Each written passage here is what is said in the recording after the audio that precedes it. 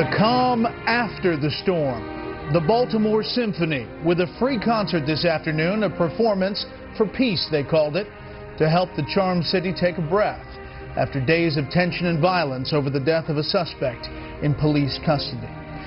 I'm Brett Baer in Washington. The Symphony's performance was one of the most unusual sights in Baltimore today, but not the only one. Police and National Guard troops are becoming commonplace there. They're on the streets, out in force again tonight.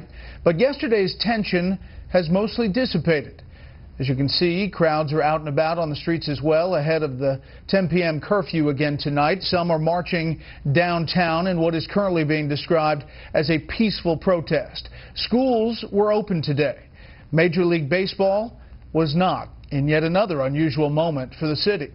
Let's get the latest from senior correspondent Rick Leventhal outside Oriole Park at Camden Yards this evening.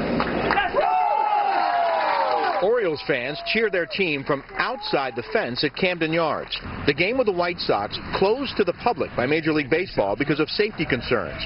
The first time a game has been played without fans in the league's 145-year history. It's not an easy time right now for anybody. It doesn't matter what race you are. Baltimore police say the first night of the citywide curfew was a success, with minimal arrests and incidents. A far cry from Monday, when nearly 150 cars and 15 buildings were torched in rioting blamed on the death of Freddie Gray, who died a week after suffering traumatic injuries in police custody. New Attorney General Loretta Lynch is heading one of two investigations into Gray's death.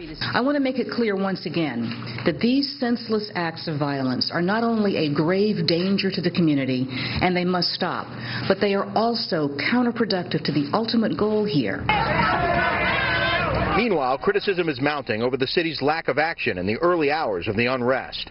A senior law enforcement source involved in handling the Baltimore riots told Fox News there was a direct order given by Mayor Stephanie Rawlings Blake to her police chief to stand down and retreat on Monday night, tying the hands of officers while they were pelted with rocks, bricks, and bottles. And a high-level government source tells Fox News the mayor had to be forced to change her position to finally ask for a declaration of emergency, triggering deployment of the National Guard. But the mayor denied there was any order to hold back. No, but you have to understand it's not holding back, it's responding appropriately. If you don't have all of your equipment in play because things are changing in real time, you can't respond, you can't react. If you arrest someone and the wagons aren't there, what are you going to do with them? You have to think all of those things through, and that's what the officers are doing in real time on the street. Meanwhile, there's been a tremendous amount of anticipation over the results of the Baltimore police investigation into the death of Freddie Gray. We've been told that a report would be issued on Friday. Well, today police announced the findings will instead be turned over to prosecutors with the state attorney's office on Friday. The state attorney will review the report to determine if any charges should be filed against any of the 6 officers involved, but there's been no timetable given for how long that will take. And in case anyone cares, the game today between the Orioles and the White Sox took just 2 hours and 3 minutes. The Orioles won 8-2. Brett? Weird sight. Rick Leventhal outside Camden Yards. Rick, thank you. The Maryland governor, Larry Hogan, said he's been very encouraged about what he's seen over the last 24 hours. We'll head back for any breaking details, but there is other news today. President Obama is doing his best to get 2 of his legacy items past members of his own party in Congress. But both Democrats and Iran continue to make things difficult. Correspondent Kevin Cork has that story tonight from the White House. While President Obama was celebrating the Teacher of the Year in a Rose Garden ceremony in Washington, Iran's foreign minister was in New York trying to downplay Iran's capture of the Marshall Island-flagged Maersk Tigris. Some people do try to read too much into anything that is taking place now in order to torpedo a process that is independent of all of these problems. The cargo vessel seized by Iranian ships yesterday in the Strait of Hormuz. That incident comes as a 6-nation nuclear arms deal with Iran is being negotiated.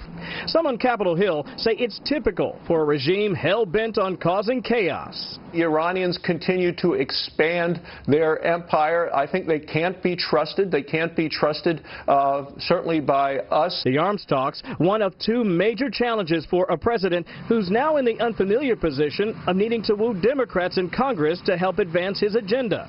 First, to prevent more sanctions legislation, and second, to garner strong support for the major trade deal. The rule of law, democracy, and freedom. Helping President Obama make the case was Japanese Prime Minister Shinzo Abe. As for U.S.-Japan negotiations, the goal is near. In his historic address to Congress, Abe urged lawmakers to seal the very groundbreaking trade deal that Democrats have been suspicious of. What we have found too often is that we end up opening up our markets to competitors, and the competitors end up cheating. So concerned is the White House that the president had lunch today with House Minority Leader Nancy Pelosi, whom he'll need to marshal support in the House. We've been clear that there is historic reflexive opposition among many in the Democratic Party to these kinds of international trade agreements. This as the White House was hit with disappointing economic news, as first quarter GDP was flat, up a paltry 0.2%, down from the fourth quarter's 2.2% pace. More on the reasons behind those flat GDP numbers coming up in just a bit. Now, let's be clear, it is rare to see the president and the speaker on the same side of an important issue. But in this case now, Brett, you're going to have the president looking for just the speaker and the minority leader, Pelosi, on the same side looking for common ground so they can somehow muster up 218 votes to get that trade deal moving forward. Kevin Corke live in the North Lawn. Kevin, thank you. More on this with the panel. A down day for the markets today. The Dow dropped 75. The S&P 500 lost 8. The Nasdaq fell 32. It almost appears the flat economic growth in the first quarter caught a lot of experts by surprise today. Now joining us from our sister network, Fox Business Network's Melissa Francis. Good evening, Melissa. How does this happen? I mean, the economy almost completely stalled, and a lot of people were expecting a bad number, but this was even worse. I heard many folks call it ugly today. And it's been coming. It isn't just a blip. We saw the economy go from 5% to 2.2% growth to now just 0.2% growth. Looking for explanations, a lot of economists, even folks at the Federal Reserve, blaming the winter weather because you almost never have winter weather in winter. I don't know. There's a lot more to it than just the snow.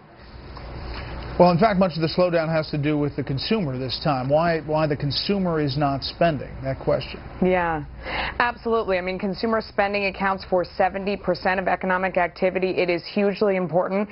Gas prices have been low, putting an extra $274 million a day back into people's pockets, but they're not spending it because there hasn't been any wage growth. No one feels confident. Also, that last jobs report wasn't good. So people just don't feel like they can go out and spend the money. That's causing a lot of problems. And it goes beyond the consumer, too, to businesses. Yeah, businesses aren't investing the money right now. They look around and they're just not doing it. And that's that vicious cycle. If they're not investing and growing, they can't pay people more. I mean, one thing is for sure, if it feels like this has been going on for a while, it certainly has. Since the president has been in office, average GDP growth has been 1.8%, how fast the economy is expanding. For the 70 years before that, it was about double that. So we have been stuck in the mud for quite some time here, and we're really feeling it. Interesting to see what the Fed will do as well. Melissa, as always, thank you. Yeah. Don't miss Melissa on our sister network if you're not sure where to find Fox Business Network in your area. Just log on to foxbusiness.com/channel finder. Investigators looking into the IRS targeting scandal have some new material to work with. Thousands of emails involving retired bureaucrat Lois Lerner have been discovered. Correspondent Doug McKelway on what once was lost, now being found. The new Lois Lerner emails, 6,500 of them in all, are being turned over to House and Senate investigating committees this week. They are a subset, minus duplicates, of an unexpected trove of 32,000 Lerner emails found by Inspector General Investigators, or TIGTA, last February in backup disks at the IRS's data facility in Martinsburg, West Virginia.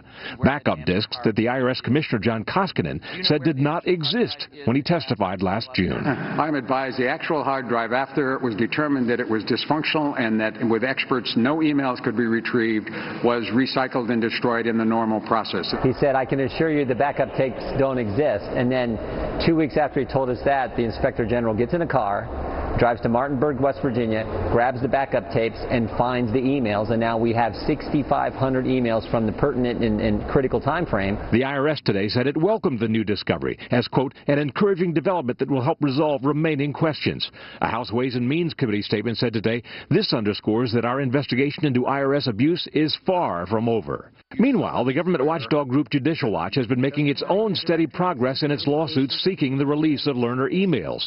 On April 9th, under court order, the IRS gave Judicial Watch several Lerner emails. In one from 2013, Lerner appeals to Signal colleagues that they need to coordinate their messaging. It, quote, seems like we may very well be in disagreement big time. That means we will need to start drafting our arguments. The Treasury Inspector General is expected to release a report later this year on what's in these new emails. In congressional testimony last February, a deputy IG testified they're also investigating, quote, potential criminal activity. Brett?